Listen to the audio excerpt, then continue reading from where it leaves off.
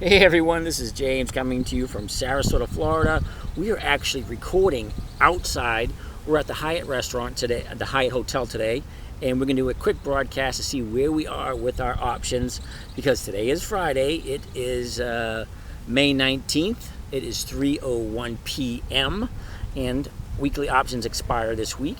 And we have some interesting things going on in the market lately, so I don't want you guys to panic, first of all, because this is a long-term approach.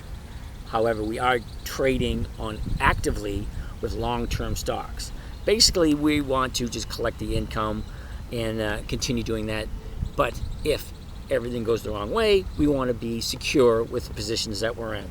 All right, so let's quickly take a look at our options that are expiring this week. You're gonna have to excuse the movement in the camera because I'm actually recording this on my laptop, and we are live streaming outside the Hyatt on the dock, the dock of the the dock of the bay, or what do you want to call it. Anyway, get the boats all over the place, and I've tried to find the most quiet place I possibly could, but there's no guarantee it's going to be quiet for the whole time that we're here. So let's quickly take a look at what we're looking at and see what we're going to do. So we know that it is 3 p.m. The market closes in an hour, and let's find out who's doing what with the positions that we have. Now, we only invest in dividend stocks. And this account, we do dividend stocks with options, with weekly options, because we want to capture as much money as we can. We want to leverage how much money we have and get a higher return. We're shooting for 100% return this year, and we're pretty close because we're not even halfway through the year, and we're close to 50% already. So let's find out, and we're going to start out with Bank of America, BAC. So let's quickly punch them in. It's going to look a little weird for me here and there, only because it is bright out here, and I can only do so much with what I have. And I can't really see what I'm looking at. Okay. Here's the first glitch of the day. We seem to be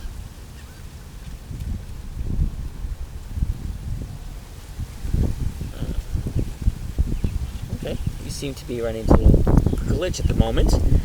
You hear the noise in the background. That's the wind blowing because we are in Sarasota, Florida, where the waterfront is right there.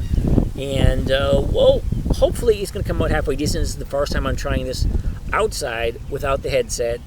And let's see what we're looking at. Okay, Bank of America is the first one we're putting in. Bank of America, BAC. Now, Bank of America starts out the year right here at the 1450 area, goes sideways for a couple of months, jumps up a little bit and trades $16 for a couple of months. Then right around election, she goes from $16 all the way up to $22. Wow, that's a nice jump. She trades $22 for the next 6 or 7 months, and she's right at this moment in time. Oh, she had a nice little dip the other day. She's at $23.15, and we bought Bank of America at, we bought the spread of 23.5 and 24. And this is not worth us paying $23.50 for a $23 stock. Okay, so we're going to let this one go. We're going to lose the $350 on this one. All right, sorry about that. It doesn't work all the time, but it does work most of the time, which is a good thing. Okay, so Bank of America didn't work out for us. Let's try FLR. FLR. And let that load for a little bit. Okay, FLR starts the year trading in a range of, what is that, 49 to 53 for about 7 months. Right around election time, she jumps up, hits a high, 58 right in the middle of February, drops back down to a trading range of 51 for a couple of months, then gaps down to settle where she is now, right in the $45, $46 area. Okay, now FLR, we have that one. Okay, the 46 and a half. Okay, so what are we going to do here? Now, don't get me wrong, I like Floor Corporation, and they got the dividend coming up. So what I'm going to do is I'm going to buy back this call right here, the 46 and a half, which means come Monday we'll own 2,000 shares of FLR. Okay, so let's do that. The We want to buy the 46 and a half.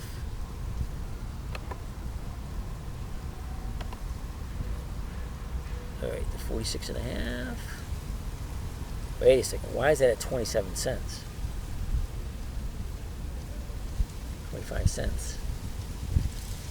Huh.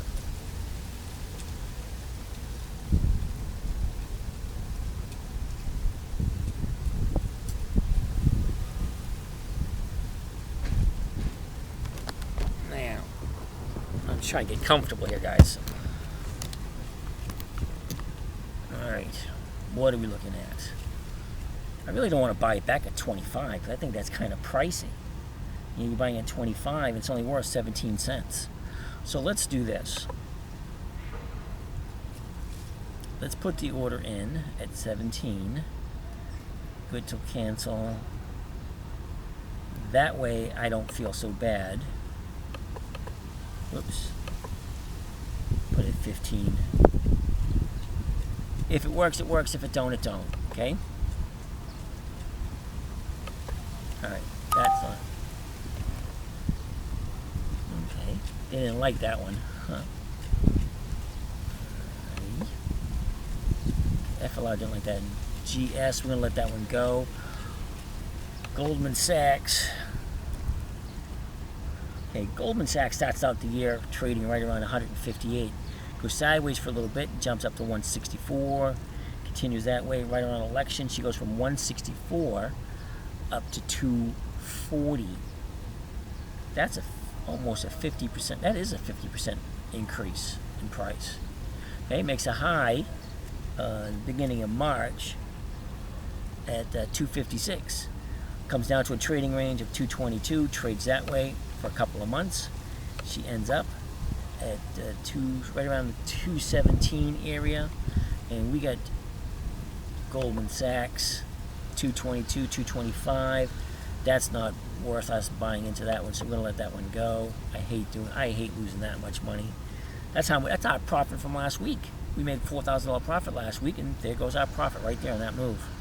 Okay, international paper.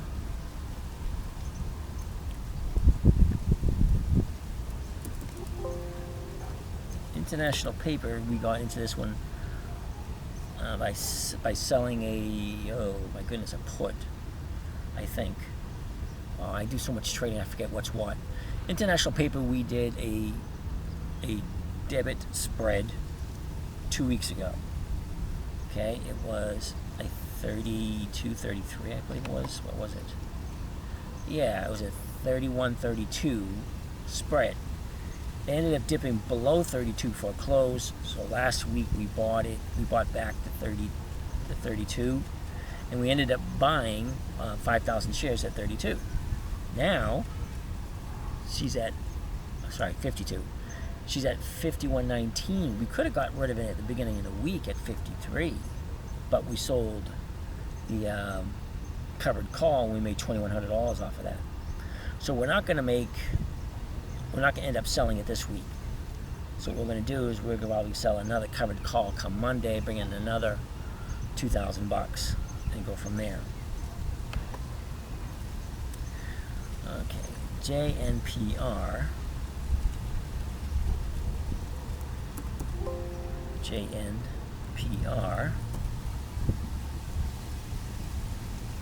Alright, JNPR starts out the year at 22.90, goes sideways for about 6 months or so. Right around October, in the beginning of November, yeah, right towards the end of October, she jumps from 22, 23 up to 26, trades a couple of weeks there. Then right after the election, she jumps and settles in at 28, goes sideways for a while. Then all of a sudden, she shoots up and hits 30, 31. So that's where we are now at 30.31, and let's take a look at what position we are at JNPR. All right. Right now she's at 29.57. We could let it go, or we could just end up buying it at 30. Or we just let it go.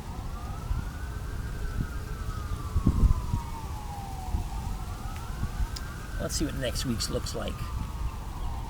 JNPR. JNPR. Waiting for data. Okay, so we're going to end up getting this at 30. Let's change this to single.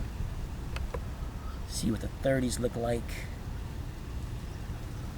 12 cents, that's not a whole heck of a lot.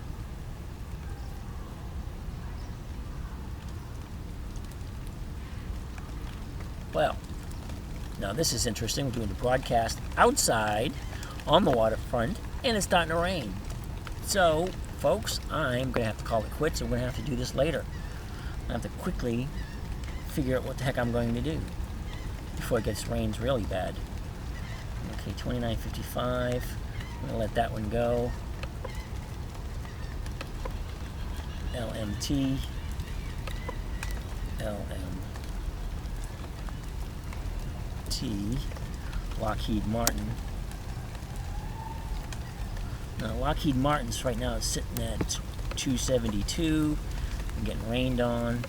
This is not good. 272. So we're going to let that one go because we're basically in profit on that one. 272.26.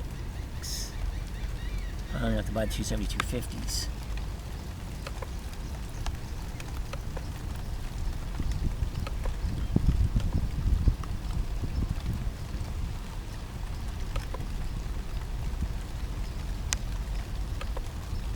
I'm going to end up buying those. Now let's take a look at this last position before we really get in there. Pepsi, PEP. Okay, Pepsi. Pepsi's at 113 right now. And 112.13. Well, all right, we're good to go on that one, so we're going to leave that one alone. And looks like we're losing a little bit of money, so we're going to be breaking even between last week and this week. And I got to sign out now because it's starting to rain. Don't want to ruin my computer. And I will catch you guys next time around. I'll probably close up another one tonight to see where we actually end up. But until then, you guys have it fun.